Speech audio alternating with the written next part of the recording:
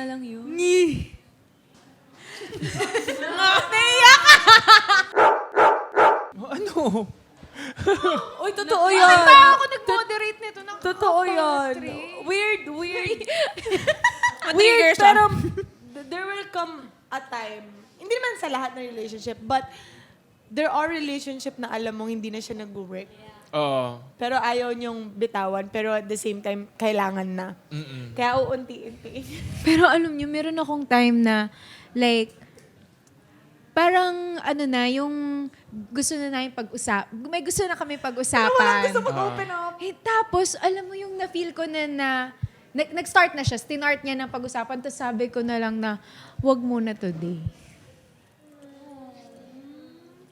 Kasi alam mo na kung ano yun, no? Sabi ko, wag muna today. Kasi hindi ko pa kaya today. Pwede next month na lang. Tissue. Sorry, may laway na to. tissue. Hindi, binabalikan ko lang to kasi talagang ganito kasi talaga. Mahirap pala pagkatabi doon si Thea. Pag umiiyak. Nangahampas. Ganun eh. No? Kasalanan mo to eh. Ganun eh. No? Ako yung nagiging... Tissue ulit! Tissue ulit! Bakit naiyak tissue ulit? Hoy! Ako lang yung nakangiti. Bakit ganun? Ang sakit nun kasi all this time, you thought that that person will be in your life forever. But then, No, and also it's hard na to admit na you know it's over, but like yung ibaba mo yung sarili mo na manghingi ka ng extra time na pwede prepare ko muna yung sarili ko na tapusin natin. Alam ko na tapos na pero wag mo na ngayon. Yung ganun. 'Di ba? In the past.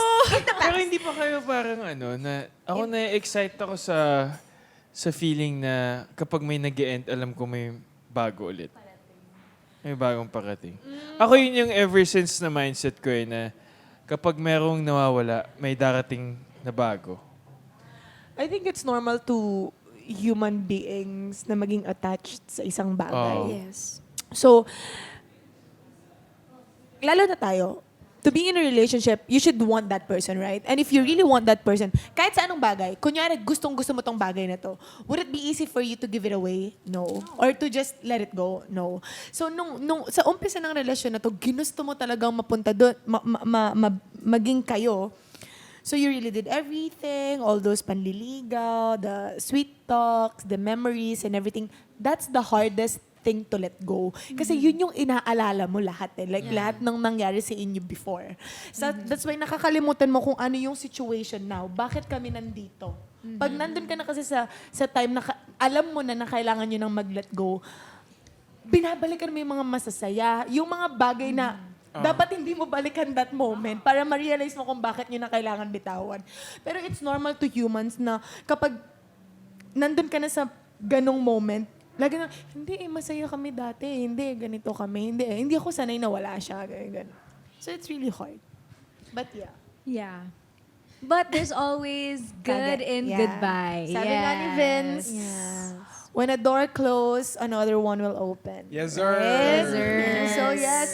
And bata pa tayong lahat. Life is long. There are people who will come and who will go. Diba, ganyan. There will people who will come and stay. There will people who will come and then live. Pero that's life.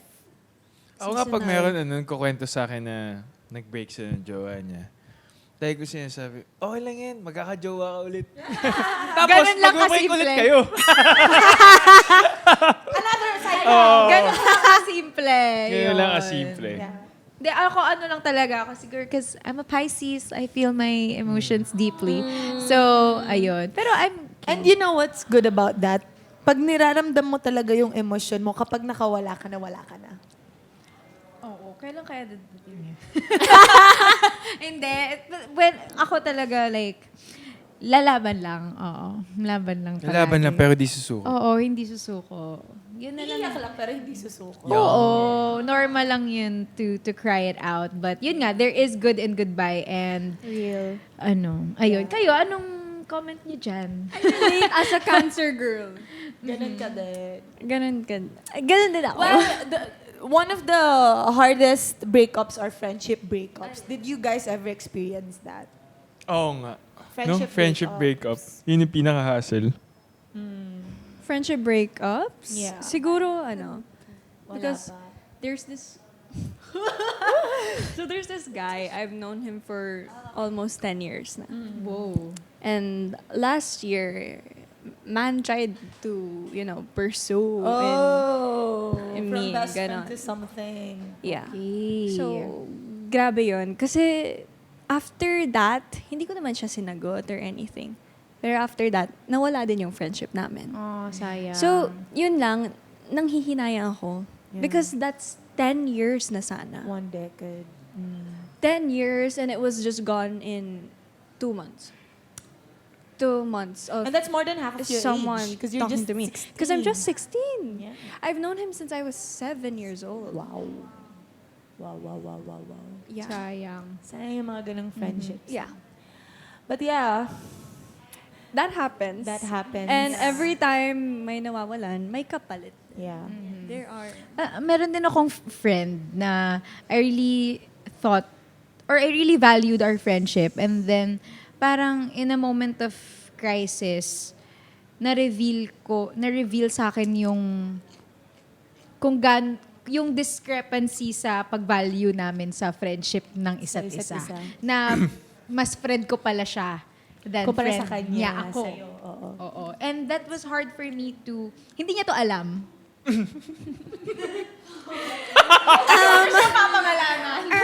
Hello? Sino ka man? Alam mo na ngayon.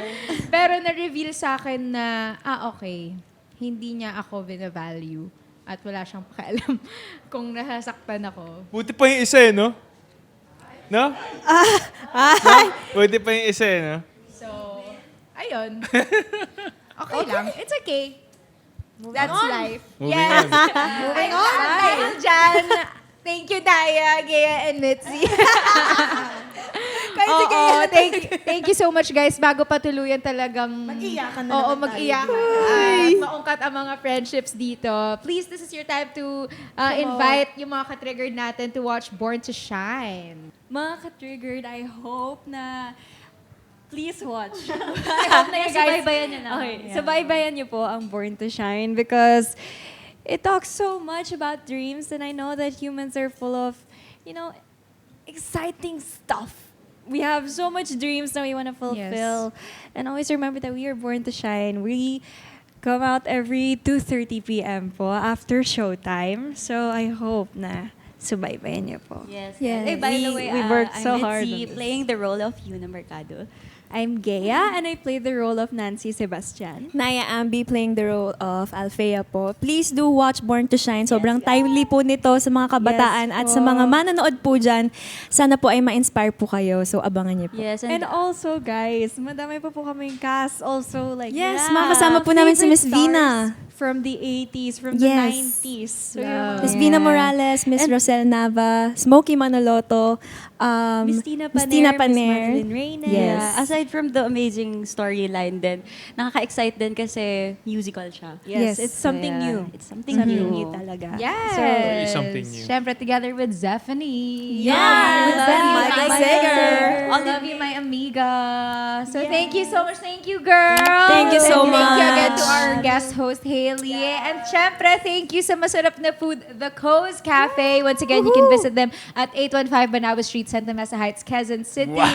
And you can catch our next episode next Friday ulit, mga ka-triggered, at 7 p.m. You can catch us on the ATM YouTube channel, Apple Podcasts, Spotify, at kung saan pa pakinig sa mga podcast. Kung saan yan, nandyan kami. Please do rate us 5 stars on Spotify. Follow all of our social media, especially our Triggered TikTok account, Triggered_ATM. At mapapanood nyo rin po kami sa Kapuso Stream every Sunday at 3:15 p.m. Thank you so much, guys, and see you on the next episode! See you guys!